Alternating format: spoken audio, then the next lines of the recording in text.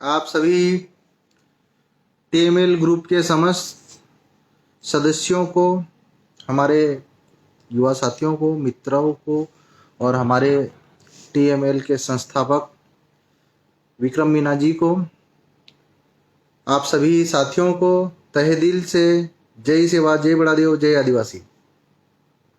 साथियों, मैं सबसे पहले हमारे टीएमएल ग्रुप के संस्थापक श्री विक्रम मीना जी को मैं तहे दिल से धन्यवाद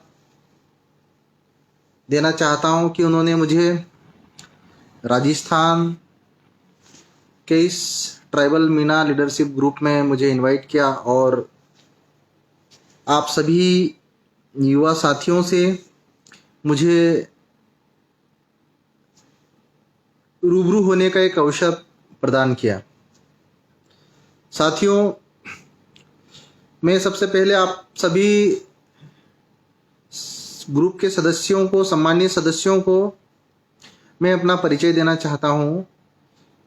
मैं डॉक्टर हीरालाल अलावा, मध्य प्रदेश के इंदौर संभाग के धार डिस्ट्रिक्ट के कुक्षी तहसील के एक छोटे से गांव ग्राम भेसलाई का रहने वाला हूं। मैंने 2001 में मैं एमबीबीएस में एडमिशन लिया था श्याम शाह मेडिकल कॉलेज रीवा में। 2006-07 में मेरा एमबीबीएस कंप्लीट हुआ था। 2009 से 2012 के बीच में मैंने एमडी जनरल मेडिसिन में मैंने पोस्ट ग्रेजुएशन किया है गजरा राजा मेडिकल कॉलेज ग्वालियर से। उसके बाद दिल्ली एम्स में 2012 से 2015 के बीच में मैंने सीनियर रेजिडेंट के रूप में सेवाएं दी clinical immunology and rheumatology department में। हमारी प्रोफेसर, हमारी डिपार्टमेंट के हेड प्रोफेसर उमा कुमार के एचओडी और उनके निर्देशन में मैंने 2015 से 2016 के बीच में 1 ईयर के लिए मैंने वहीं पे दिल्ली एम्स के रूमेटोलॉजी डिपार्टमेंट में एज असिस्टेंट प्रोफेसर के रूप में सेवाएं दी। मैं दिल्ली एम्स से मैं अपने क्षेत्र, अपने प्रदेश वापस आया 2016 दिसंबर में। दिसंबर 2016 के बाद मैंने प्राइवेट क्लिनिक शुरू की अपने कुक्षी क्षेत्र में, अपने गृह क्षेत्र में। और 2018 में, दिसंबर 2018 में मैं मध्य प्रदेश विधानसभा चुनाव में मनावर विधानसभा से चुनाव लड़ा 2008 और मैं 40,000 मतों से जीत के मध्य प्रदेश विधानसभा का सदस्य बना।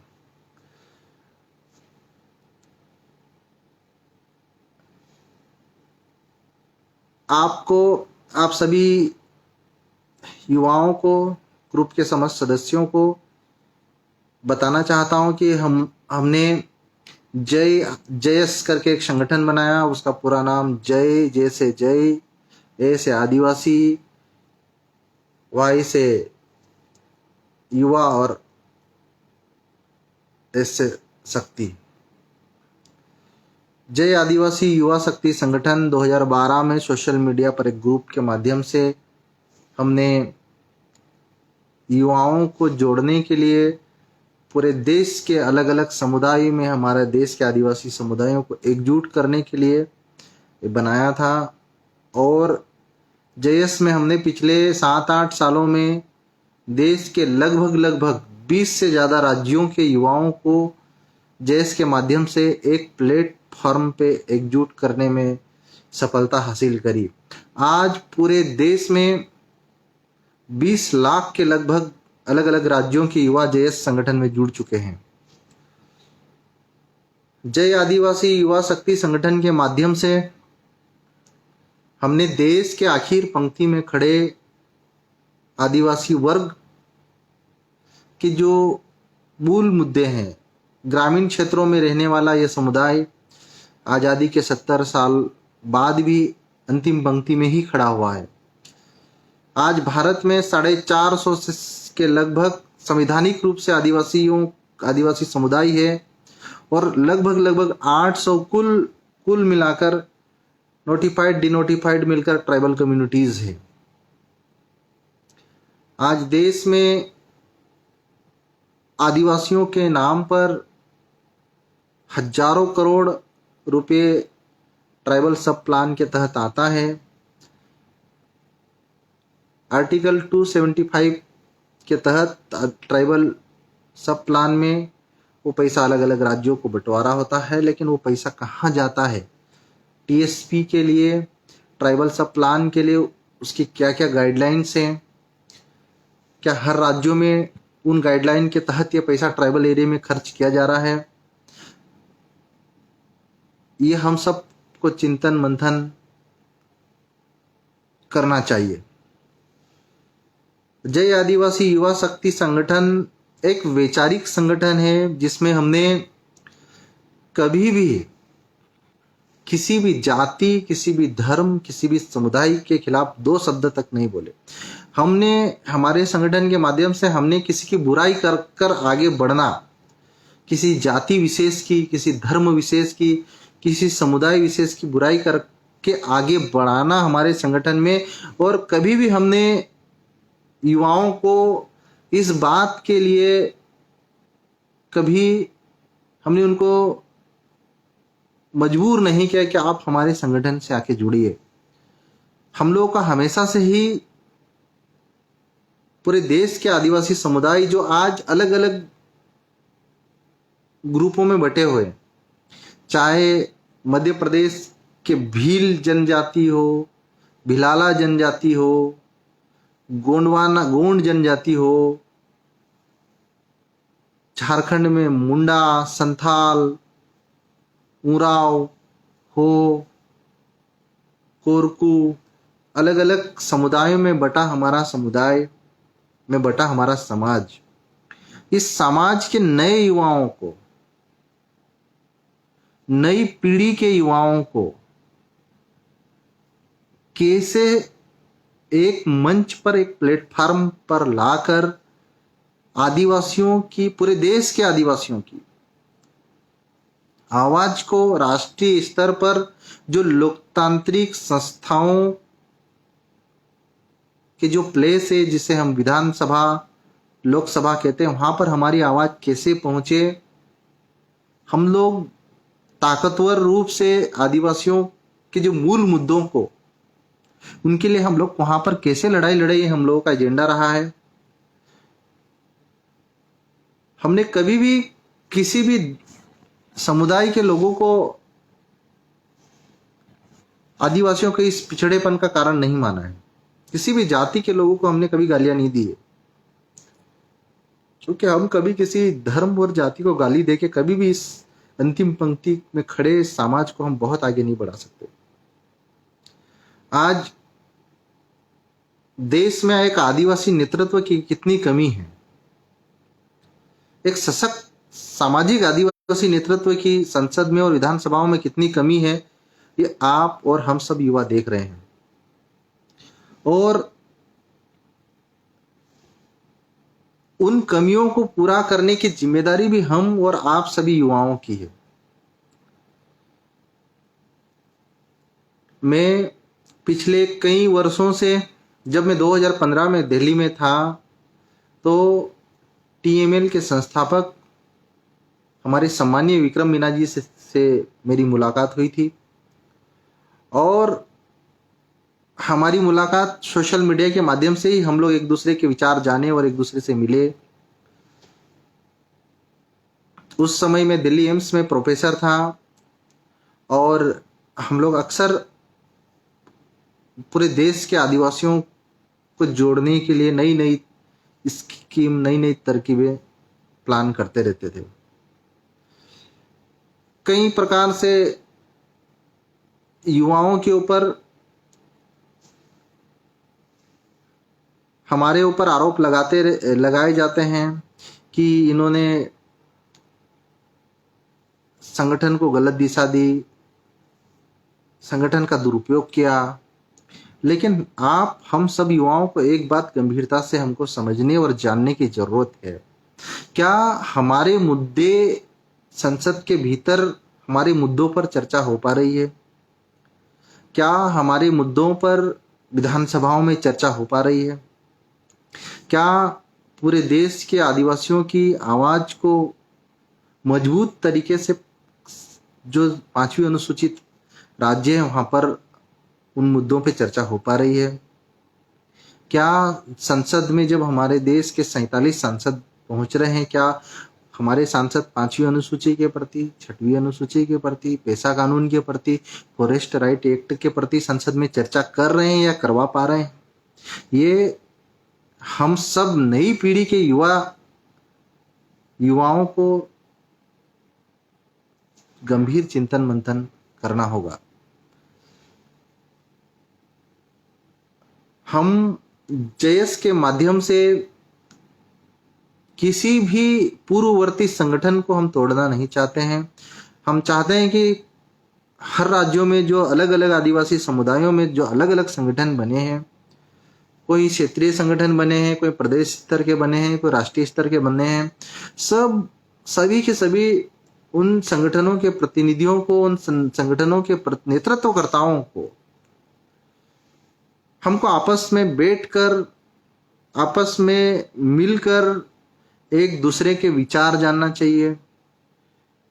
एक दूसरे से मिलकर हमको आदिवासियों के विकास के रास्ते तलाशना होंगे और एक दूसरे के साथ मिलकर पूरे देश के आदिवासी समुदायों को और हमारे 15 करोड़ आदिवासियों के इस बड़े समाज को ताकतवर बनाने की दिशा में हमको काम करना होगा।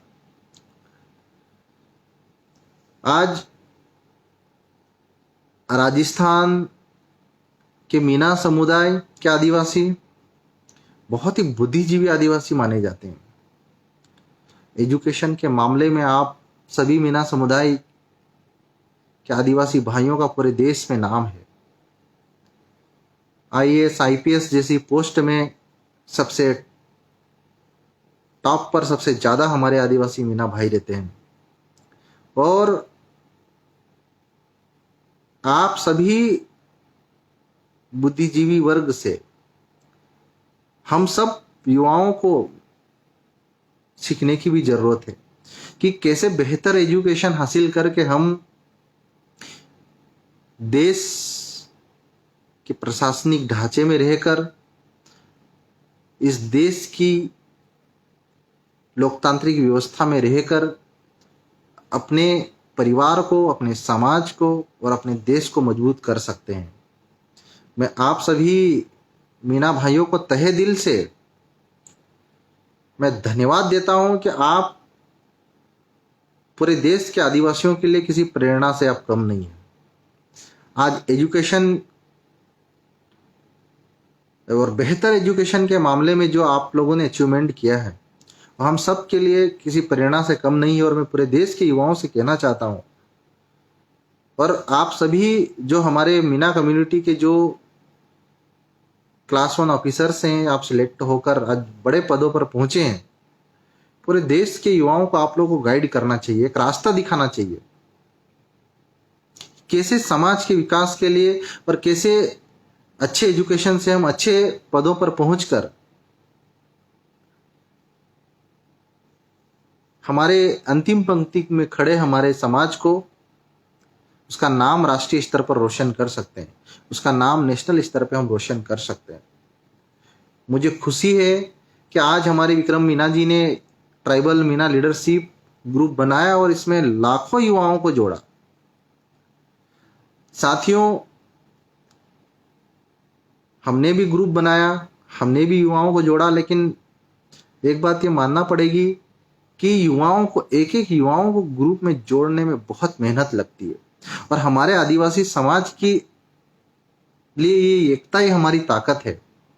आज सोशल मीडिया की इस क्रांतिकारी युग में आज हम लोग बिना मिले एक दूसरे के विचारों को जान रहे हैं। एक दूसरे से बिना मिले हम लोग एक दूसरे का समर्थन कर उन्हें आगे बढ़ाने का, उन्हें प्रोत्साहित करने का काम कर रहे हैं। और सोशल मीडिया के बेहतरीन मंच पूरे देश के आदिवासियों के विकास, उनकी दिशा और उनको दशा बदलने में महत्वपूर्ण भूमिका निभाएंगे, ये मुझे पूरा भरोसा है। जब से हमने जय आदिवासी युवा शक्ति संगठन बनाया है, हमने इस संगठन में किसी जाति विशेष, किसी समुदाय विशेष को कोई जगह नहीं दी। इसमें पूरे देश में जितने भी आदिवासी समुदाय है ट्राइबल कम्युनिटीज़ है, चाहे मध्य प्रदेश के ट्राइबल्स हो, उड़ीसा के ट्राइबल हो, झारखंड के ट्राइबल हो, छत्तीसगढ़ के ट्राइबल हो, महाराष्ट्र के ट्राइबल हो, गुजरात के हो, राजस्थान के हो, हर राज्य के युवाओं को जोड़ा है, एक दूसरे के क्रांतिकारी विचारों को एक साथ मिलकर काम करने के लिए प्रेरित किया है। और हमारे देश के आदिवासी भाइयों को एक बात समझनी होगी कि आज हम लोगों को एक दूसरे से लड़वा कर, आज जैसे राजस्थान में भील और मीणाओं को लड़ाया जा रहा है, मध्य प्रदेश में भील और भिलालाओं को लड़ाया जा रहा है, गोंडवाना में गोंड को भी कई भागों में बांट कर उनको आपस में लड़ाई, राज गोंड, प्रधान गोंड लड़ाया जा रहा है। झारखंड में संथाल, मुंडा, उरांव को आपस में लड़वाया जा रहा है। ये सब एक पॉलिटिकल साजिश है और ये राजनीतिक पार्टियां आदिवासी समुदायों को अलग अलग तोड़कर, अलग अलग विभाजित कर देश के आदिवासियों को कभी एकजुट नहीं होने देना चाहती। लेकिन हम, आप और हमारे जैसे सभी बुद्धिजीवी युवा, अगर हम लोग छोटे छोटे उपजातियों में, छोटे छोटे समुदायों में बटे रहने के बजाय अगर हम इस बात के लिए एकजुट होने की कोशिश करें कि संविधान में पूरे देश के 15 करोड़ आदिवासियों को शेड्यूल्ड ट्राइब कहा गया है। ये बात अलग है कि शेड्यूल्ड ट्राइब शब्द जो है हमारे लिए उचित, कितना उचित है ये एक बहस का विषय है। लेकिन जयपाल सिंह मुंडा जैसे जो हमारे ट्राइबल लीडर थे, जो महान लीडर, मैं हमेशा बोलता हूं कि जयपाल सिंह मुंडा ने जो संविधान सभा में आदिवासियों के लिए जो आवाज उठाई थी कि नहीं, हमें तो आदिवासी ही संविधान में कहा जाए, और अगर आज संविधान में आदिवासी शब्द होता तो निश्चित ही ये आदिवासी शेड्यूल ट्राइब को ट्राइबल लोगुर कमेटी के तहत, जैसे किसी भी ट्राइबल कम्युनिटी को या तो अंदर कर दिया जाता है, नॉन ट्राइबल कम्युनिटी को ट्राइबल में शामिल कर लिया जाता है और ट्राइबल कम्युनिटी को बाहर कर दिया जाता है। उनमें जो मापदंड तय किए थे लोकुर कमेटी ने, और उस कमेटी के आधार पर ट्राइबल शेड्यूल ट्राइब को एक अस्थायी परिभाषा, अस्थायी पहचान दी गई है। अगर जयपाल सिंह मुंडा संविधान सभा में इस बात के लिए, संविधान सभा को बात मनवाने में अगर कामयाब हो जाते हैं, तो आज ये आदिवासी को संविधान में अगर आदिवासी कहा जाता तो ये अंदर और बाहर का खेल हमेशा के लिए खत्म हो जाता है। और हमारे देश में आज भी नेतृत्व की कितनी कमी है, अच्छे नेतृत्व की कितनी कमी है, ये आप सभी देख रहे होंगे कि राजस्थान में आदिवासी विधायक बने तो क्या राजस्थान में आदिवासियों का पलायन आदिवासी क्षेत्रों से रुक गया? क्या मध्य प्रदेश में आदिवासी विधायक बने, क्या मध्य प्रदेश में आदिवासियों का पलायन अन्य राज्यों में जाने से रुक गया? क्या झारखंड में आदिवासी सरकार बन गई, आदिवासी मुख्यमंत्री बन गया, आदिवासी राज्यपाल भी बन गया, तो क्या झारखंड में आदिवासियों का पलायन रुक गया? क्या झारखंड में 5वीं अनुसूची का पूर्णतः अनुपालन ग्राउंड लेवल पे हो रहा है? क्या झारखंड के आदिवासियों की जमीन गैर आदिवासियों से कब्जे छुड़ाए जा रहे हैं? क्या छत्तीसगढ़ में आदिवासी राज्यपाल बन गई तो छत्तीसगढ़ के आदिवासियों की संरक्षिका होने के नाते आदिवासियों को नक्सलाइट के नाम पर मारना बंद करा दिया? आदिवासियों की समस्याओं का समाधान मुख्यमंत्री बनने, राज्यपाल बनने या विधायक बनने या सांसद बनने से नहीं हो रहा है। हम सब युवाओं को मिलकर इस बात पे मंथन करना चाहिए, इस बात पे गंभीर चर्चा करनी चाहिए कि आदिवासियों की समस्याओं का समाधान कैसे होगा। अभी हमारे भाइयों को एक दूसरे से लड़ाने से ही फुर्सत नहीं है। हम एक दूसरे कम्युनिटी को ऊंचा नीचा दिखाकर एक दूसरे की टांग खींच रहे हैं, एक दूसरे से लड़ मरने के लिए तैयार हैं। लेकिन जो हमारे मूल मुद्दे हैं, आज उस पर चर्चा करने के लिए हम लोग, कितने लोग तैयार बैठे हैं, कितने लोग राष्ट्रीय स्तर पर एकजुट होकर इन मुद्दों पे चर्चा कर रहे हैं। आज ट्राइबल सब प्लान आदिवासी यूप योजना के पैसों का बंदरबाट हो रहा है, उस पर मंथन करने के लिए पूरे देश के आदिवासी कम्युनिटी के लीडर कहाँ बैठे हैं? कभी आज तक आजादी के 70 सालों में एक बार भी आदिवासी पैसों का दुरुपयोग हो रहा है उस पर अगर हमने मंथन की हो, चर्चा करी हो, तो आप बताइए। आज आजादी के 7 दशक बीतने के बाद भी 5वीं अनुसूची के इम्प्लीमेंटेशन के लिए किन राज्यों में काम हुआ, आप इस पे राष्ट्रीय स्तर पे कभी चर्चा मंथन हुआ तो आप बताइए मुझे। 6वीं अनुसूची में जरूर पूर्वोत्तर के हमारे आदिवासी भाइयों ने लड़ झगड़ कर वहां पर स्वायत्त शासन स्थापित किया, वहां पर स्वशासी जिले और स्वशासी परिषद के माध्यम से स्वशासी तहसील बनाकर स्वशासी राज्य का दर्जा लेने में कामयाब हुए। और आज 6वीं अनुसूची के जो पूर्वोत्तर के राज्य हैं 5वीं अनुसूचित राज्यों की तुलना में काफी सक्षम और काफी ताकतवर नजर आते हैं। हमें उन 6वीं अनुसूची राज्यों में रहने वाले हमारे पूर्वोत्तर के आदिवासी भाइयों से भी हमको सीखने की जरूरत है। हम लोग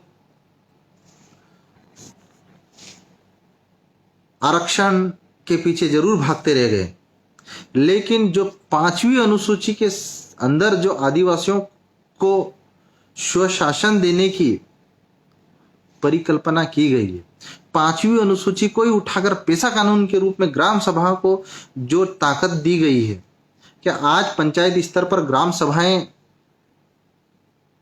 उन ताकतों का पेशा कानून में जो हमें दी गई है उसका इस्तेमाल कर पा रहे हैं? नहीं कर पा रहे। कहीं ना कहीं ग्राम पंचायत स्तर पर हम लोग अपने मूल अधिकारों को, अपने जो संविधान में जो ताकत मिली उन अधिकारों का इस्तेमाल करने में हम लोग आज भी आजादी के 7 दशक बाद भी कामयाब नहीं हो पाए। आज पंचायतों को गांव में हर प्रकार का मैनेजमेंट करने का अधिकार दिया है, जबकि शेड्यूल्ड एरिया में, अनुसूचित एरिया में पंचायत ज्यादातर सरपंच हमारे आदिवासी होते हैं, जनपद में आदिवासी होता है, जिला पंचायत में आदिवासी होते हैं और विधानसभा और लोकसभा में भी आदिवासी होते हैं। लेकिन जो जब भी तब भी हमारी समस्या जो कि त्यों क्यों बनी हुई है, यह हमारे लिए गंभीर चिंतन और मंथन का विषय है।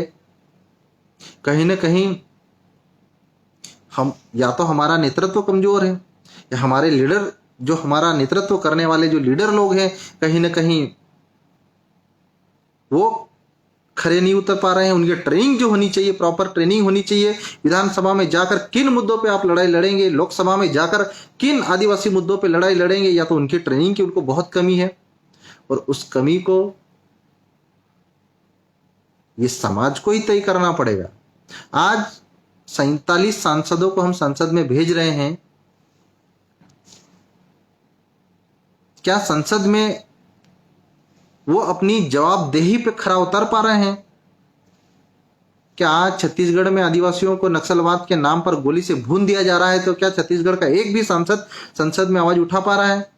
क्या वहां के विधायक अपनी पार्टी के खिलाफ होकर इस बात के लिए आवाज उठा पा रहे हैं कि हमारे आदिवासी भाइयों को क्यों मारा जा रहा है,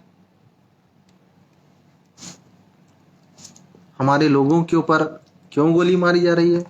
नहीं, इसलिए क्योंकि हमारा लीडरशिप कमजोर है, हमारे लीडर कमजोर है। और मुझे पूरा भरोसा है हमारे मीना भाइयों के ऊपर। आप जब बेहतर प्रशासक बन सकते हो तो आप एक अच्छे लीडर भी बन सकते हो, और आपको नेतृत्व करने के लिए आगे आना चाहिए। पूरे देश के युवाओं के लिए प्रेरणा भी बनना चाहिए, और हम सबको मिलकर एक पूरे देश के आदिवासी समाज को हम कैसा नेतृत्व दे सकते हैं उस पर भी हमको काम करने की, हमको मिलकर काम करने की जरूरत है। ये तेरा संगठन, ये मेरा संगठन, ये तेरी जाति, ये तेरा राज्य, तेरा समुदाय, उस पे मिलकर हम सबको मिलकर हम सब के होने की बात को, एक भावनाओं को, उस भावना को पैदा करना पड़ेगा। एक दूसरे के प्रति हमको सम्मान और अपनत्व और एकता जगानी पड़ेगी, तभी हमारे समाज कुछ भला हो सकता है, तभी देश के 15 करोड़ आदिवासियों को हम कुछ दे सकते हैं।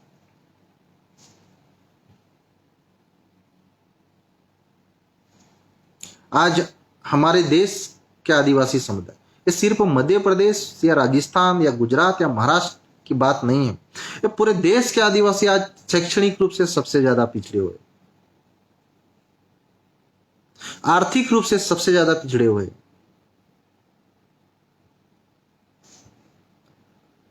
क्यों? वो इसीलिए क्योंकि हम लोग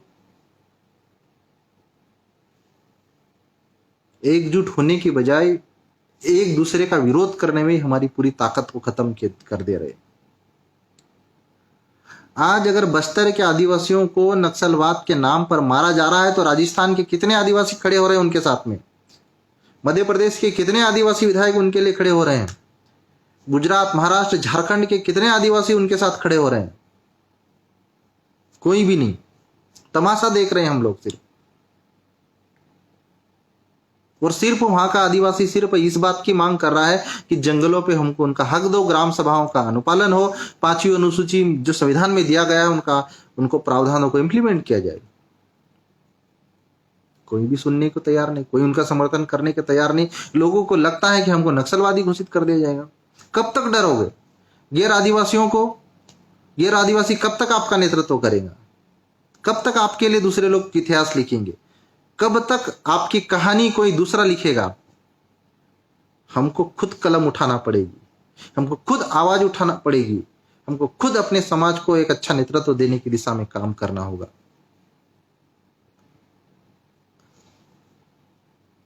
आज जिस प्रकार मीना कम्युनिटी एजुकेशन के मामले में पूरे देश में अपने नाम रोशन किया, आप देश के आदिवासी युवाओं के लिए किसी प्रेरणा से कम नहीं है। और आपको फ्रंट लाइन पे आकर पूरे देश के आदिवासियों को एकजुट कर उनको एजुकेशन के क्षेत्र में कैसे आगे बढ़कर कैसे हम अच्छे पदों पर पहुंच सकते हैं, आप कोशिश करना चाहिए। मैं मीना कम्युनिटी के समस्त हमारे अधिकारी बंधुओं से मैं हाथ जोड़कर अनुरोध करता हूं कि आप पूरे देश के आदिवासी युवाओं को गाइड कर सकते हैं। हमारे जैसे युवाओं को आप सलाह दे सकते हो। नए युवाओं को नेतृत्व के लिए प्रेरणा दे सकते हैं, प्रेरित कर सकते हैं, सहयोग कर सकते हो, सपोर्ट कर सकते हो। क्योंकि ट्राइबल कम्युनिटी में भी जो लीडरशिप जो है पीढ़ी दर पीढ़ी वाली, पिताजी मंत्री है तो बेटे को टिकट मिलेगा, विधायक बनेगा, सांसद बनेगा, बेटे का बेटा विधायक बनेगा, यही परंपरा चल रही है। लेकिन अच्छे पढ़े लिखे नए युवाओं को मौका आज भी ट्राइबल कम्युनिटी में नहीं के बराबर। हमारे जैसे कुछ विरले ही युवा होते हैं जो उस बंधन को तोड़कर आज विधानसभा स्तर तक पहुंचने में हम कामयाब हो जाते हैं। आज हमारे आदिवासी समुदायों को एक दूसरे से आपस में लड़वाने और भिड़वाने की पॉलिटिक्स चल रही है। ये सिर्फ राजस्थान में ही नहीं चल रही है, सिर्फ मध्य प्रदेश में ही नहीं चल रही, सिर्फ झारखंड में, पूरे देश के आदिवासियों के साथ ऐसा हो रहा है। और हम लोग एक छोटे से एरिया में एक दूसरे से ही लड़ाने में हमारी सारी एनर्जी हमने खत्म कर दी। लेकिन ये वक्त है पूरे देश के आदिवासी समुदाय के बुद्धिजीवियों को एक मंच पर आकर एकजुट होकर समाज को एक अच्छा नेतृत्व देने के साथ साथ हमारे constitutional rights 5th schedule 6th schedule पैसा एक्ट के लिए इम्प्लीमेंटेशन के लिए हम सबको मिलकर प्रयास करना होंगे। हमने जय आदिवासी युवा शक्ति जयस के माध्यम से राजस्थान के भी कई युवाओं को जोड़ा है और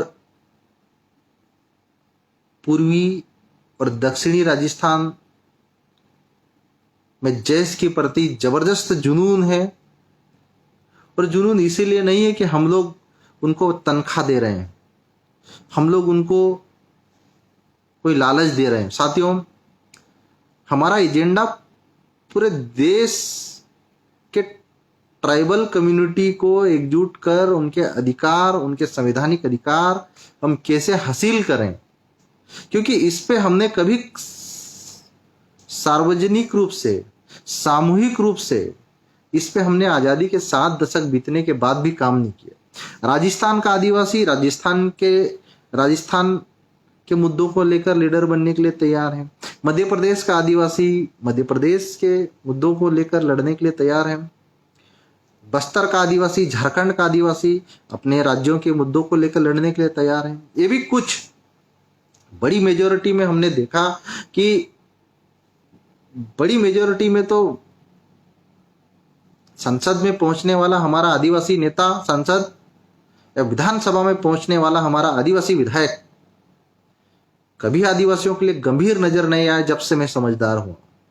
हाँ, पहले जयपाल सिंह मुंडा का जरूर नाम सुना, हमने जमुना देवी जैसे लीडर को जरूर नाम सुना, भंवर सिंह पोर्ते का जरूर नाम सुना, लेकिन बड़े स्तर पे पूरे देश के आदिवासियों की आवाज संसद में गरजी हो, संसद में कोई बरसा हो, ऐसे लीडर हमने बहुत कम देखे।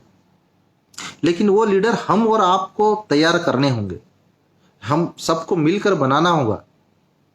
और ये जय आदिवासी युवा शक्ति के माध्यम से हमें समाज को एक सशक्त नेतृत्व देने के साथ साथ समाज को एक सशक्त सामाजिक नेतृत्व देने के साथ साथ समाज को एक सशक्त राजनीतिक नेतृत्व भी देना पड़ेगा। भले ही हम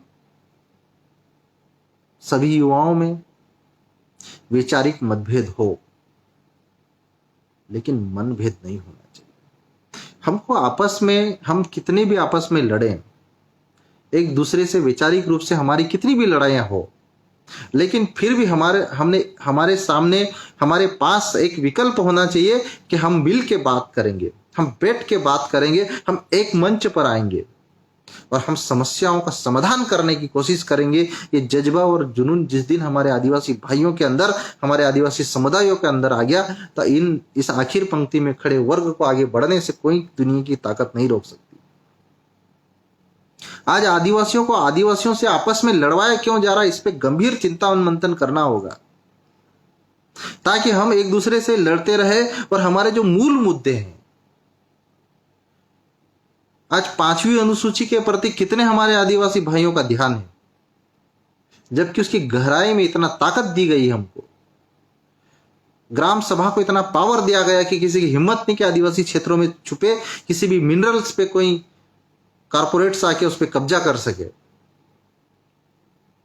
लेकिन हमने उसकी ताकत को पहचान नहीं पा रहे, और पहचान इसलिए नहीं पा रहे कि कभी हम एक साथ बैठ नहीं पा रहे। हम उस मैसेज को जहां कन्वे करना चाहिए ग्राम स्तर पे, हमको इस बात को स्वीकार करना चाहिए कि आज भी ग्रामीण क्षेत्रों में 80% एजुकेशन अनएजुकेटेड जनता निवास करती है, और उस 80% अनएजुकेटेड जनता हमारे भाइयों को कैसे ग्राम सभा के पावर को समझाया जाए, 5वीं अनुसूची के पावर को समझाया जाए, 6वीं अनुसूची के प्रावधानों के अंदर जो पावर दिया गया उसको समझाया जाए। लेकिन हम लोग नहीं कर पा रहे, लेकिन हमको करना होगा, आज नहीं तो कल, कभी तो हमको करना होगा। अगर हमने नहीं किया तो कभी हम लोग समस्याओं के समाधान तक नहीं पहुंच पाए। और आप लोग लोकुर कमेटी पढ़िए, उसमें जो क्राइटेरिया निर्धारित किए गए हैं कि ट्राइबल का अपना कल्चर होना चाहिए, उसका अपना नेचर होना चाहिए, उसकी अपनी आइडेंटिटी, उनकी कल्चरल आइडेंटिटी होनी चाहिए, भौगोलिक अलगाव होना चाहिए। ये सब आइडेंटिटी अगर जिस दिन भी भूल गए, आपको ट्राइबल कम्युनिटी से निकाल के बाहर फेंक देगी सरकार। मैं आप सभी साथियों से, युवाओं से यही कहना चाहता हूं कि ट्राइबल होने के लिए भी जो नेचर ने जो हमको एक अनोखी कल्चर दिया है, एक अनोखा स्वभाव दिया है, आज आदिवासियों से ज्यादा ईमानदार, ज्यादा स्वाभिमानी और ज्यादा नेचुरल कोई नहीं मिलेगा। लेकिन उस नेचर को कैसे बचाए रखना है, यह हमारे भाइयों को समझने की जरूरत है। और मुझे पूरा भरोसा है हमारे मीना ग्रुप पे, मीना कम्युनिटी के युवाओं के ऊपर, कि जब आप लोग एजुकेशन के मामले में टॉप पे पहुंच सकते हैं तो लीडरशिप के मामले में भी टॉप पे पहुंच सकते हैं। बस जो हमको आपस में एक दूसरे के प्रति लड़वाने की जो साजिशें चल रही, उस साजिशों को समझने की जरूरत है। और मैं आप सभी युवाओं को बताना चाहता हूं कि मैं जल्दी ही राजस्थान के पूर्वी और दक्षिणी राजस्थान का दौरा करूंगा और हमारे युवाओं से मिलूंगा और हमारा एक ही उद्देश्य है कि पूरे देश के आदिवासी समुदायों को एकजुट कर एक सशक्त, ताकतवर सामाजिक और राजनीतिक नेतृत्व तैयार करना। और अगर हम इस जवानी में इतना नहीं कर सकते तो हमारे इस धरती पर पैदा होने का क्या मतलब है। मेरे विक्रम मीना जी 2015-2014 से जब से हम जुड़े हैं, हम लगातार एक दूसरे का हौसला अफजाई करते रहते हैं। भले ही कितनी ही अफवाहें, कितने ही भ्रम, कितने ही दुष्प्रचार करते रहते हैं दुनिया वाले, लेकिन हम लोगों को हमारे प्रयासों में कोई कमी नहीं आनी देनी चाहिए। और एक अच्छा एजुकेशन हासिल करने के साथ साथ हमारी सामाजिक जिम्मेदारी क्या होगी, ये हमारे कम्युनिटी के, हमारे आदिवासी समुदायों के युवाओं को समझना होगा। हम ट्राइबल एक गांव में पैदा होता, एक गांव में प्राइमरी एजुकेशन करके जब हम आईएएस, आईपीएस और भी क्लास 1 रैंक पे हम पहुंचते हैं तो हमको एक कदम अपने गांव की तरफ भी बढ़ाना होगा। हमको अपने गांव को भी कभी नहीं भूलना चाहिए, हमको अपने बेस को, अपने आधार को कभी नहीं भूलना चाहिए। और अपने गांव में हमारे भाई, हमारे समुदाय के लोग जो जिन समस्याओं को लेकर पीड़ित, जिन समस्याओं को लेकर वो गंभीर है, जिन समस्याओं का सामना कर रहे हैं, उनकी मदद हम कैसे कर सकते हैं, हमको उनके तरफ भी पीछे मुड़कर देखना होगा। और मैं सभी मीना कम्युनिटी के लीडरशिप ग्रुप के समस्त साथियों से मैं यही कहना चाहता हूं कि हम लोग सब एक दूसरे से जुड़े। हमारे अंदर जो भी ईगो हो, हमारे अंदर जो भी भावनाएं हो, उन सब भावनाओं को एक साइड में रखकर हम एक दूसरे से दोस्ती का हाथ बढ़ाएं, एक दूसरे से मिले, एक दूसरे के विचार जाने और एक दूसरे की ताकत बने। और हम एक दूसरे की ताकत बनकर ही हम समाज का और देश का भला कर सकते हैं। यह हमारे युवाओं को समझने की जरूरत है। हम एक दूसरे को नीचा दिखाकर, एक दूसरे की बुराई कर कभी हमारे समाज को और कभी इस देश के 15 करोड़ आदिवासियों को भला नहीं कर पाएंगे। ये बात हमको समझने और जानने की जरूरत है। मैं आप सभी से मिलने जरूर आऊंगा और मिलकर हम सब रणनीति बना। आप मुझे सुझाव दीजिए, आप सभी अधिकारी बंधुओं से, जो बुद्धिजीवी बंधु हैं मीना कम्युनिटी, आप हमें सुझाव दीजिए कि हम कैसे समाज को बेहतर दशा और दिशा दे सकते हैं। क्योंकि आपके सुझाव, हमारे सुझाव जब मिलेंगे तो निश्चित ही मुझे पूरा भरोसा है कि हमारा समाज ताकतवर होगा, हमारा देश का 15 करोड़ आदिवासी ताकतवर होगा, हमारे देश में एक अच्छा नेतृत्व देने की दिशा में हम काम करेंगे।